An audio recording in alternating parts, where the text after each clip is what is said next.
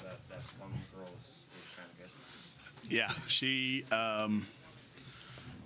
did deny exactly what she's done for us since she got on campus, what's needed. We needed her. We needed every one of those shots. That's a 7-point win. I probably should have left her in, to be honest with you. I mean, I looked up there in a minute. I was like, wait, this is a 7-point game. But she deserved the ovation, and I thought we could win the game. But we needed her. You know, I heard Chantel say that to her when she got the fifth foul. We needed every one of those baskets. We need every one of those free throws, and it's just what we needed tonight. Some nights we didn't need 57 points. Oh, I can't believe I just said that out loud.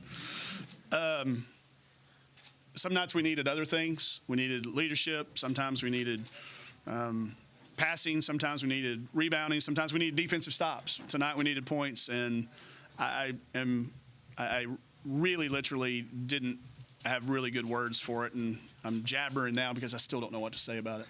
Coach, did it feel like when Chantel was fouled out, you know, it fired up the crowd for one? It was a bad call out, but just that kind of fired up a little, and Kelsey as well? Yeah, and Chantel grabbed her and had some words for her, and they've become, like Kelsey said, like sisters, and she got that nod, that singular nod and that singular focus, and it was takeover mode. And it was, can I just think of a different play that involves a ball screen? Can I come up with something that we didn't call the time before? That it just involves her getting a little bit of space. And then it just seemed like I looked up one time and she had 32, and then I looked up and she's got 55. Unbelievable. How emotional was this game? I was really amped up.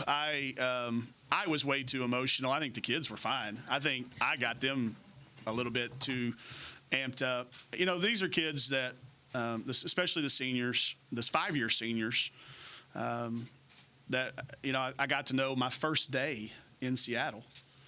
My first day on the job, Kevin slides me a piece of paper and says, call Katie Collier and call Heather Corral. These are going to be our 2 kids we got to flip, because they were no's. They weren't coming to school here. And we got to get these guys. They're program changers. And then the relationship with Chantel and Kelsey and Bree, who didn't get recognized tonight, but it's a big part of all this stuff too, that stayed when Kevin left. And they had the opportunity to leave. Our school gave them their letters and the opportunity to leave, but they all believed in a first-year coach. So I was too amped up. And Kelsey calmed me down. She said, hey, I let it go, you let it go, and I did my best. I'm not saying I did, but I did my best. Speaking of being amped up, what kind of happened where you got the technical foul there? I was fighting for one of my kids, and somebody that I wasn't talking to gave me a technical. I was talking to somebody else, and I got a technical from blindsided. And then can you just talk on, I thought Katie's defense really stood out today. She had 3 blocks, but obviously, and then especially with Chantel having to go out, how that impacted the team. Her ball screen defense was incredible, too. They really carved us up a little bit there in the first half with ball screens, and she changed that with how she guards. She closes out. She's so long. She contests, and she gets a tough rebound, too. I'm telling you right now, if Chantel Osahar had chosen not to come to Washington, Katie Collier might have been our program's all-time leading rebounder. It's the Bill Walton, Swin Nader type thing. We all know Swin because he was with Costco up here in this area, but it's probably one of the greatest rebounders in the history of the game, but his numbers don't show it because Walton got them all. It's the same thing with Katie. Katie would have 1,000 rebounds if Chantel didn't, get how many ever she gets. So she's been instrumental defensively for us for 4 years, and I'm just so glad it got to happen on senior night when we really needed her. Kind of a hypothetical. If you guys had been up maybe 20 points, would you leave Kelsey in No. with a chance to break the record? No chance. She would not have wanted it that way. She would have taken, if the game would have been over and I all of a sudden start calling plays, we've talked about it. That's not how this record is supposed to be broken. This record's supposed to be broken in honor of the people that have set the records the way they did in the past. There was going to be no Rudy moment when everybody walked in and said, Coach, I'm not shooting tonight because I want Kelsey to break the record. Or that was not ever on the table. And again, knowing that we've got a few games left, I felt like if she did what is asked of her, like she has the other 131, how many ever games we played, that's going to take care of itself. But the record wouldn't have meant as much to her if we'd have done something gimmicky and it wouldn't have meant, I think, as much to the history of the we would have been doing a disservice to the history of those players that are on that list. You mentioned looking up and seeing she had 55. Did anyone know how close she was? Yeah, well, we were on the bench, and Chantel is good a historian and numbers person, and we weren't sure if it was 54 to break it or 54 to tie, but again at that point we were just trying to win the game. I now go back and look at the shot she hits perfect because it's a drive. I didn't want it to be a free throw. If we were going to break it, make it be something that she's known for, and that's her ability to take people off the bounce. I already know it's coming. She at some point in time between now and the next 2 days is going to say, I could have had 60 if I'd made my free throws. No doubt that's coming. That's just what it's become. But no, I didn't know. Maybe somebody else did. I don't know when they put it on the scoreboard. I didn't notice it.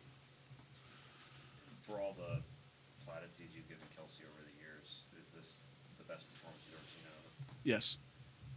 Yeah, and time when we needed it again. Yeah, I mean, in times that we needed it, if you were going to set back the first, she had a 32-point game against Stanford that first year when we knocked them off. It was one of our first kind of marquee wins. She had a big game against Texas A&M when they were ranked in the top 5. So there may be some games that had magnitudes. Obviously, the performance against Maryland, with the magnitude of it. But as far as takeover and Utah knew what we were doing. Did anybody? They knew we were going to set a ball screen at some point in time, and Kelsey was going to drive it, and you still can't stop it. When you can do that is that zone that I've heard people talk about, and I've never been in the zone in anything but darts, and it doesn't quite have the same feeling. So I have no idea what she felt like, but I know that we weren't going to call a play that was going to go anywhere other than making sure she got a chance to make the decision. She made 3 or 4 great passes down the stretch there. We didn't end up making the shots, but she continued all the way through to make the right decision. What have you said? Have you talked to her yet? Yeah, just in the hug, and that'll be something I just thanked her for, coming here and all she's done for us. Her freshman day was my freshman day. She's taught me way more about coaching than I've taught her about basketball, and I just thanked her for that. Do you think that this makes things easier as you guys head forward? Yes. It's been I don't know how Kelsey's done it, guys. I really don't. We were on the road. She had a line of 200 people waiting to sign autographs. I think she signed every one of them, and 2 for most people. We whisked her in a car to ESPN to do her second live appearance of the day, a 7-minute interview on ESPN. The next day was a full-page thing, and then this is the crowdest this room's ever been. I don't know how she's done it because she's missed some free throws and jump shots in her life, but she hasn't missed an interview question yet. She's 1,000. She's 1,000. She hasn't put one thing on social media that's negative. She hasn't said one thing in the paper that's bulletin board material or could be construed as poor for a college athlete, student athlete to say, and that's unbelievable. The number of opportunities that she's been given to mess it up, and she's nailed every single one of them. So to be able to go into the tournament, in the back of my mind and in the private conversations that I've had with friends of mine and people I trust, hey, I'd love to get this thing over with before the NCAA tournament so we can really focus on it with this game left and at least one game in the Pac-12 tournament. And if y'all have seen that bracket, there's nothing guaranteed about that. We get one and that may be it. To get it out of the way, there will be, I'm sure tomorrow, probably a little bit of sense of just relief that we can focus on not knowing what a number is. Was it nice to have it in front of that big home crowd to have it happen there, that kind of moment? Yeah, now it is. Yeah. I think they all deserve. Our crowds have been awesome. I'm 99% sure. You'll have to ask Tracy about this, but I'm pretty sure we're going to lead the Pac-12 in attendance this year. We got a piece of email that said we've had the top 5 watched games on the Pac-12 network.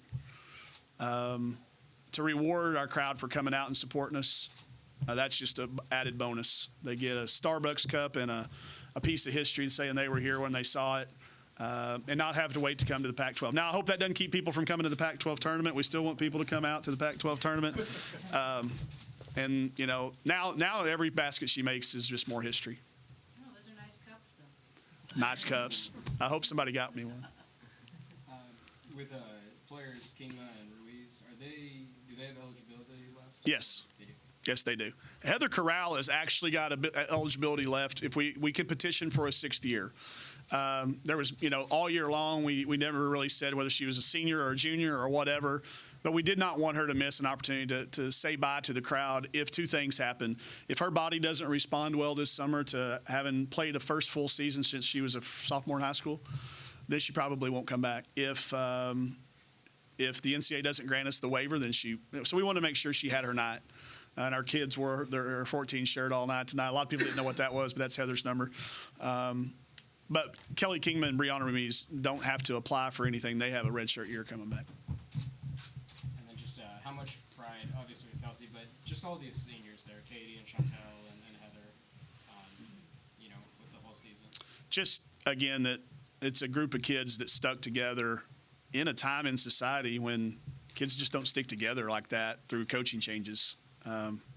And then just me personally, for them to believe that we could figure it out together. I made tons of mistakes as my freshman year, and they stuck with it. So the pride that I feel for them in the legacy that I know is built, that's going to be talked about. And by the time this is all said and done, there'll be 15,000 people that were at this game tonight. By the time you start counting it up over the years, I couldn't be more thankful and grateful to them for believing in what our vision was when we started talking to them about what it could become. All right. Thanks, everybody. Thank you, Coach.